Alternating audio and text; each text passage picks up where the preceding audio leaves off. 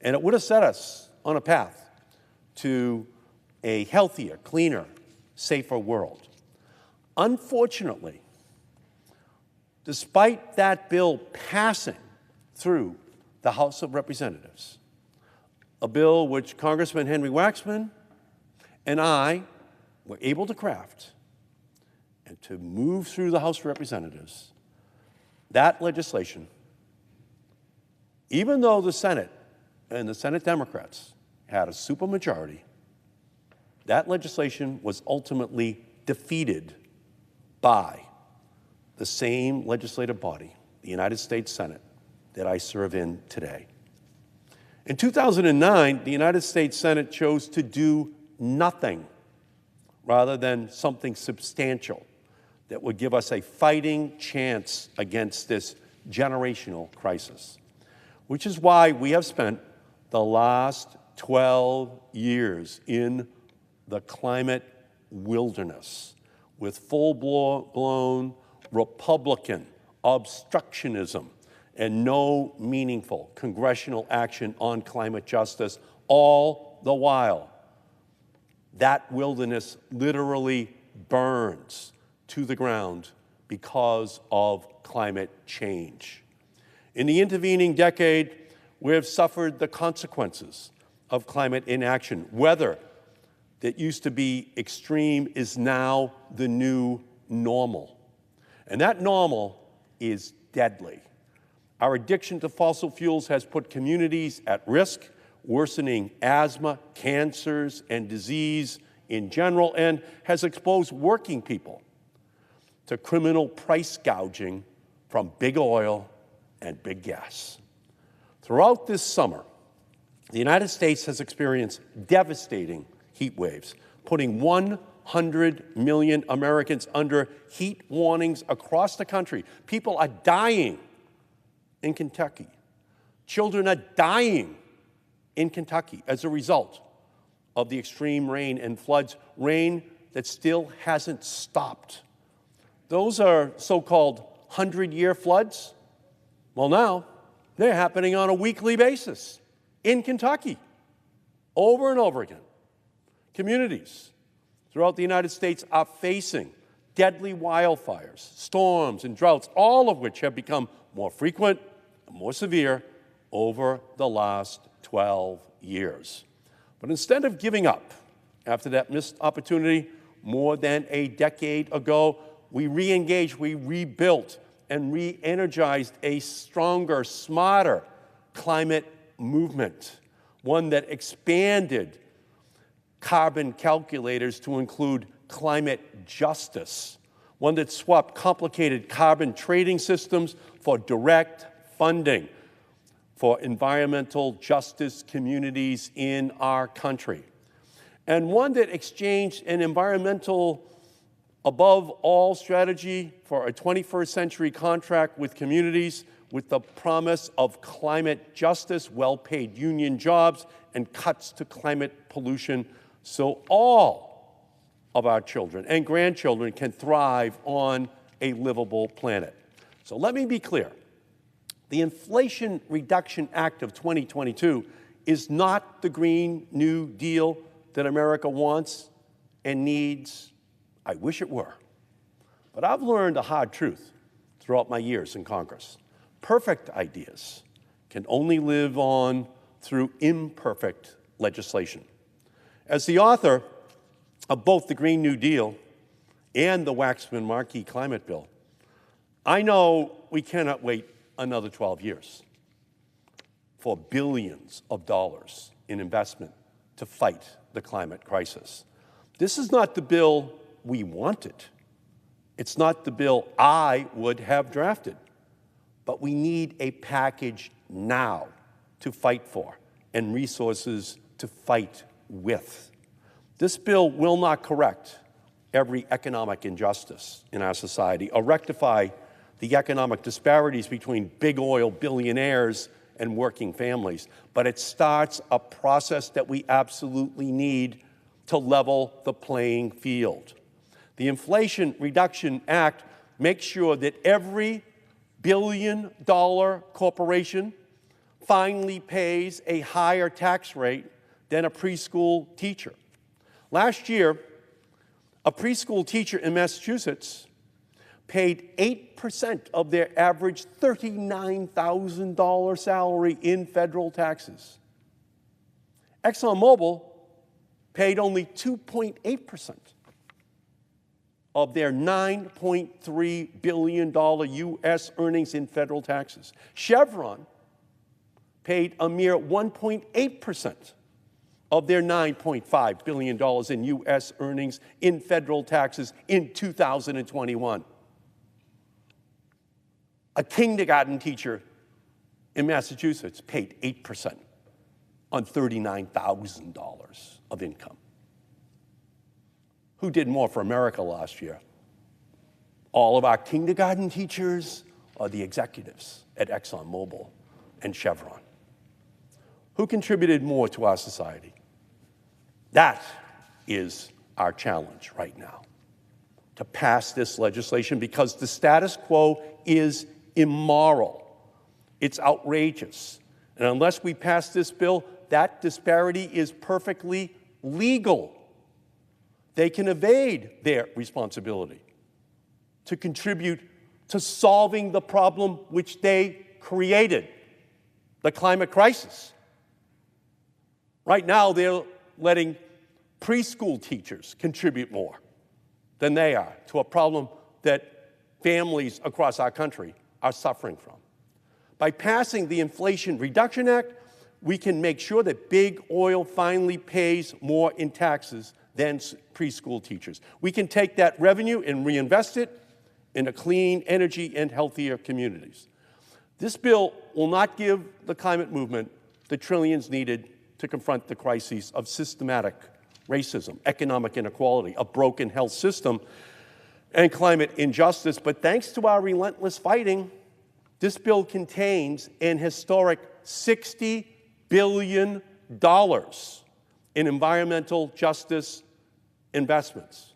Let me say that again. $60 billion will be in this bill to begin the process of rectifying the problems for Black and brown and indigenous communities all across our country, who have always been the victims of climate change, of environmental injustice. This has never happened before in any bill in U.S. history. It's in this bill, finally. Now, that's the message of the Green New Deal. That was something that was driving Fox News and the oil companies crazy when we said, we have to rectify environmental injustice as well as part of the Green New Deal. It's in this bill. It's in this bill, $60 billion. And that will begin to start righting the wrongs wrought by polluters in our most vulnerable communities. This could be a down payment on clean air and safer communities everywhere, not just the suburbs, which have always breathed cleaner air than inner city communities, because they don't plant these oil and gas and other facilities in the suburbs. They put them right next to who they believe are the least powerful communities in our country. We know this bill will not get us to the critical mark of 50% emissions reductions by 2005 levels by 2030, which is the baseline of what we need to meet our 2050 targets. However, this package gets us to 40% reductions economy-wide, and more importantly, it puts our economy on an emissions reductions trajectory that positions us to enact more clean energy and climate justice provisions in the future to meet the 50% goal. Securing these emissions reductions now is the start which we need, and we need it now. This legislation reflects the largest single investment in climate justice and environmental protection in our nation's history, and it meets the climate test. First, it reduces emissions, creates good-paying union jobs, and provides funding so that we can begin the long process of repairing historic harms in our environmental justice communities with that $60 billion investment. Second, the bill lowers energy costs for consumers. Price gouging and tax dodging. Big oil companies are charging Americans more than $4 a gallon for gasoline, shaking money out of their pockets at the pumps all across our country. And what we're going to do is just point to the electric vehicle owners who pay an equivalent of 75 cents a gallon right now in our country in order to go the same distance. And we're going to open up this opportunity to tens of millions of additional Americans once we pass it. The Inflation Reduction Act provides tax credits to low and middle-income Americans so they can buy a new or a used EV, break their addiction to big oil, and save money on their daily commutes. And finally, the Inflation Reduction Act will make sure we make things in America again. The domestic manufacturing tax credits in this bill, for the first time, ensure that we will build electric vehicles, solar panels, wind turbines here in our own backyard in the United States. American-made infrastructure means good-paying American union jobs, and a new study released today shows that this bill will create, get ready, 9 million new jobs in our country. That is what we're talking about. That is what will be debated on the floor of the United States Senate over the next several days. And I'm especially proud of a provision I authored with Senator Chris Van Hollen and Congresswoman Debbie Dingell that would fund a national climate bank to ensure vulnerable American communities will have access to capital to invest in local clean energy projects and fuel a new generation of entrepreneurs from disadvantaged backgrounds. How big is this program?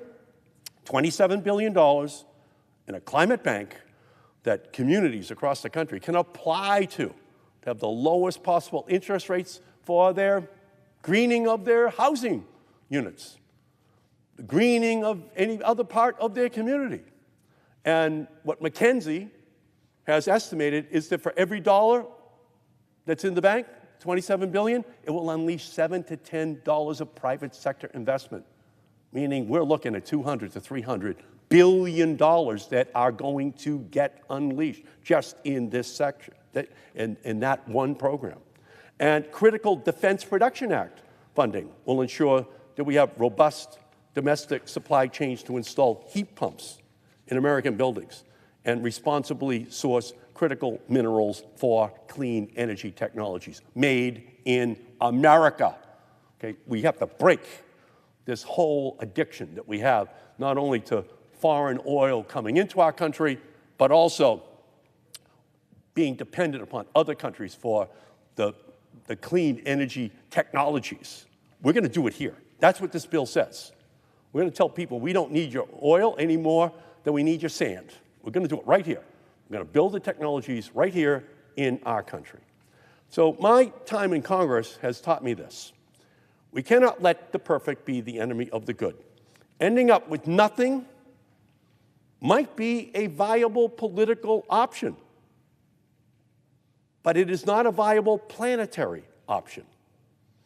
This is a good bill with broad-based appeal that lowers costs for consumers, fights inflation with deficit reduction, protects our environment with critical justice investments, and provides affordable health care access to all Americans.